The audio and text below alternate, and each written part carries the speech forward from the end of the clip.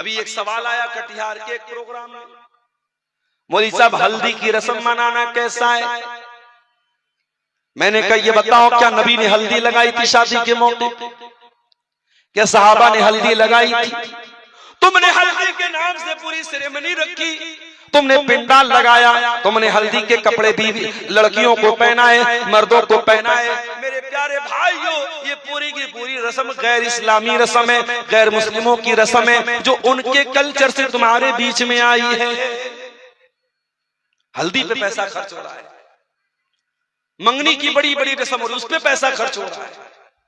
बारात में 300 बारातियों को ले जाके उनको लेके जाके खाना खिलाया जा रहा है, फिर जहेज में डिमांड की जा रही है। पूरा शादी ब्याह का सिस्टम देख लो, ये मेरे भाइयों फजूल खर्ची से भरा पड़ा है। और कहीं बहुत अच्छी लाइन मैंने पढ़ी थी कि शादी में एक दिन में हम ऐसे 500 लोगों को, 1000 लोगों को खाना खिलाते हैं, अपनी जिंदगी भर की गाड़ी कमाई खर्च करके खिलाते हैं, जो कभी हमें खुश देखना नहीं चाहता। आपको क्या लगता है, ये इतनी मेहनत से आप 1000 लोगों को दावत देते, 500 लोगों को दावत देते, बहुत खुश होते? वो खुश नहीं होते हैं। इतनी मेहनत से गरीब बाप अपनी बेटे की शादी में खाना करता है, और खाने वाला खाने के बाद कहता है खाना तो ठीक था लेकिन मीठा बहुत अच्छा नहीं था, चावल बहुत अच्छा नहीं था, चिकन बहुत अच्छा नहीं बना था, मटन बहुत। वो तुम्हारे खाने में शिकायतें निकाल के चले जाएंगे। इसलिए मेरे प्यारे साथियों, अल्लाह ने अगर दौलत दी है तो बहुत संभाल करके खर्च करना। लम युसरिफू वलम यक़तुरू, न तो फजूल खर्ची करना, न बखीली करना। व कान बैन ज़ालिका क़वामा, बीच का रास्ता अपनाना। अच्छा, एक सवाल, अगर शौहर कंजूस है और बीवी को पैसा नहीं दे रहा है जरूरत भर का, बीवी के बच्चों के बीवी के खर्च नहीं उठा रहा है, तो क्या शौहर का पैसा बगैर बताए बीवी ले सकती है? अब्दुल गफ्फार साहब बताइए, क्या औरत अपने शौहर का पैसा बगैर इजाजत ले सकती है? अगर शौहर उसका जरूरी खर्चा उसको न दे, ले सकती। कितना ले सकती है? जितनी उसको जरूरत है, जितना हक उसका बन रहा है और शौहर अदा नहीं कर रहा है। अगर शौहर कंजूस है, बखील है, उतना पैसा वो ले सकता। लेकिन मेरी प्यारी माँ बहनों, मेरे इस जवाब का गलत मतलब न निकाल लेना। ये न कहना कि इटवा की तकरीर में अब्दुल गफ्फार साहब बोल के गए शौहर का पर्स मिल जाए, सारा पैसा रख लेना, एटीएम मिल जाए, दिन रात जाके शॉपिंग कर लेना। मैंने ये नहीं कहा है। अगर आपकी जायज जरूरतों को शौहर पूरा न करे तो अपनी जायज जरूरतों को, अपने हक को पूरा करने के लिए आप बगैर बताए भी शौहर का माल ले सकती है। अब कहीं ऐसा ना हो कि कल फतवा लग जाए अब्दुल गफ्फार साहब तो औरतों को चोरी करने का तरीका बता के गए। मैं चोरी करने का तरीका नहीं बता रहा हूं। बाज औरतें क्या होती है, शौहर का एटीएम कार्ड मिल जाए और ये पता लग जाए कि इसकी पिन क्या है, खूब पैसा उड़ाती हैं। देहात में तो कम चलता है, शहरों में बहुत चलता है। और एक क्रेडिट कार्ड आता है, डेबिट कार्ड में तो चलो उसमें पिन डालना पड़ता है, क्रेडिट कार्ड में पिन भी नहीं डालना है। गई किसी मॉल में, कटिहार में गई किसी बड़े शॉपिंग मॉल में, 15,000 का 10,000 का सामान खरीद लिया और पेमेंट करने का टाइम आया, क्रेडिट कार्ड दे दिया, टैप कर दिया, क्रेडिट कार्ड पैसा कट गया। शौहर बेचारा परेशान, मैंने 15,000 की शॉपिंग कब किया है? शौहर परेशान है, मालूम हुआ बेगम ने किया है। बेगम से पूछा शौहर ने, तुमने 15,000 की खरीदारी क्यों की? वो बोलेगी अब्दुल गफ्फार साहब ने तकरीर में कहा था मैं ले सकती हूँ बगैर इजाजत के आपका पैसा। तो भैया गलत मिसयूज मत करना मेरे तकरीर का, मैं बता दे रहा हूं अपनी माँ बहनों को भी। ठीक है, आपको इजाजत है, अपनी जरूरत भर आप खर्च कर सकती हैं, लिमिट से ज्यादा आपको खर्च नहीं करना है। और इसीलिए मसला भी सुन लो, क्रेडिट कार्ड इस्तेमाल नहीं करना चाहिए। क्रेडिट कार्ड में नुकसान क्या होता है? मेरे अकाउंट में पैसा नहीं, मेरा अकाउंट 0 है, लेकिन क्रेडिट कार्ड में बैंक ने हमको क्या दिया है? 50,000 रुपए की, 1 लाख रुपए की हमको लिमिट दिया है कि हमारे अकाउंट में पैसा नहीं है तब भी हम 1 लाख रुपए तक की शॉपिंग कर सकते हैं, सामान ले सकते हैं, बैंक से पैसा निकाल सकते हैं।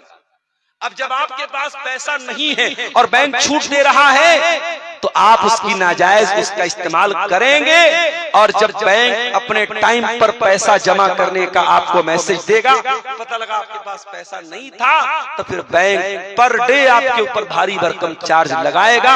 जितने क्रेडिट कार्ड लेने वाले हैं सब परेशान होते हैं, लंबी चौड़ी उनको फीस देनी पड़ती है। इसलिए क्रेडिट कार्ड का इस्तेमाल मेरे भाइयों मत किया करो। अल्लाह कुरान में क्या कह रहा है, जब खर्च करो तो फजूल खर्ची भी मत करो और कंजूसी भी मत करो, बीच का रास्ता। और ये मसला भी याद रखो, ये मत समझना कि पैसा हमारा है, हम जैसे चाहे वैसे उड़ा सकते हैं। आपको अल्लाह ताला ने पैसा इस्तेमाल करने की अथॉरिटी दी है। माल आपका नहीं है, माल अल्लाह का है। अल्लाह ने आपको इस्तेमाल करने की अथॉरिटी दी है, और इसीलिए कयामत के दिन आपसे सवाल पूछा जाएगा। अल्लाह के नबी फरमाते हैं 5 सवालों का जवाब सबको देना पड़ेगा। अब्दुल गफ्फार साहब को भी देना पड़ेगा, आपको भी देना पड़ेगा, पढ़े लिखे को भी देना पड़ेगा, अनपढ़ को भी देना पड़ेगा, अमीर को भी देना पड़ेगा, गरीब को भी देना पड़ेगा।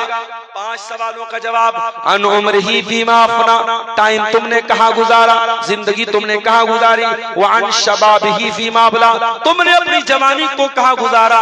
वअन मालिही मिन ऐन इक्तसबहू, और माल तुमने कहाँ से कमाया। व फीमा अनफक़हू, और कहाँ पे खर्च किया। और 5वां सवाल, व माज़ा अमिला फीमा अलिमा, तूने जो इल्म हासिल किया उस इल्म के ऊपर तूने अमल कितना किया।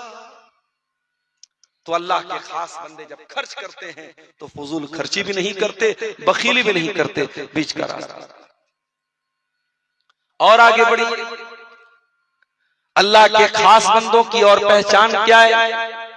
फरमाया वल्लज़ीना ला यदऊना मअल्लाहि इलाहन आखर, और अल्लाह के खास बंदे अल्लाह के साथ शिर्क नहीं करते, अल्लाह के सिवा किसी और को नहीं पुकारते। इसी हसनगंज से एक सवाल आया, मौलवी साहब हमारे यहाँ एक तरीका है, सांप अगर किसी को काट लेता है, सांप अगर किसी को काट लेता है तो सांप के काटने वाले को, जिसको सांप ने काटा हो, उसका विष उतारने के लिए, उसका जहर उतारने के लिए एक मंत्र पढ़ा जाता है। अच्छा, वो मंत्र भी किसी ने हमको लिख के भेजा है, देखिए क्या लिखा हुआ है उसमें, है किसी को याद है? क्या बोलते हैं? कहे खुदा सुनो मोहम्मद है। अब ये जो मंत्र है, ये देखिए किसी ने भेजा है, पढ़ के सुना देता हूं आपको। ये है, कहे खुदा सुनो मोहम्मद सपन भी कैसा, पुकार कर कहे मोहम्मद जहां रहे घर बैठा। आदम चाय ले पटिया के मन माए ठहरे, जो करे निर्मल खुदा। कहते हैं कि ये जो है पढ़ते हैं, और जिसको सांप ने काटा हो वो ठीक भी हो जाता है, सांप का जहर निकल जाता है। शिर्क किया है ये जुमला। आप अल्लाह के साथ मोहम्मद को भी नहीं पुकार सकते सल्लल्लाहु अलैहि वसल्लम। इस्लाम ने नहीं सिखाया है, इस्लाम ने इजाजत नहीं दी है। अब आप कहेंगे मौलाना साहब अगर इस्लाम ने इजाजत नहीं दी है और ये मंत्र शिरकिया है, ये जुमला शिरकिया है, तो कैसे विष कैसे उतर जाता है, जहर कैसे उतर जाता है? मैं जवाब देता हूं। हो सकता है जिस सांप ने आपके भाई को काटा है, बच्चे को काटा है, वो सांप असल में जिन्नात में से हो। जिन्नात की शक्ल, जिन्नात सांप की शक्ल में भी आते हैं। इसीलिए अल्लाह के नबी ने फरमाया, अगर कोई सांप नजर आ जाए तो पहले 3 मर्तबा कहो, अगर जिन हो तो चले जाओ, अगर जिन हो तो चले जाओ, अगर जिन हो तो चले जाओ। उसके बाद मार सकते हो। जिन्नात भी हो सकते हैं सांप की शक्ल में। हो सकता है ये कोई शैतानी जिन हो जिसने आपके भाई को काटा है।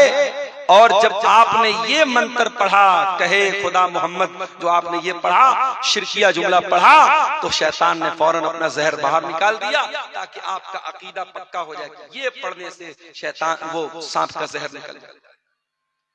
याद रखो मेरे भाइयों, इंसान मर जाए मगर तौहीद से समझौता न करे।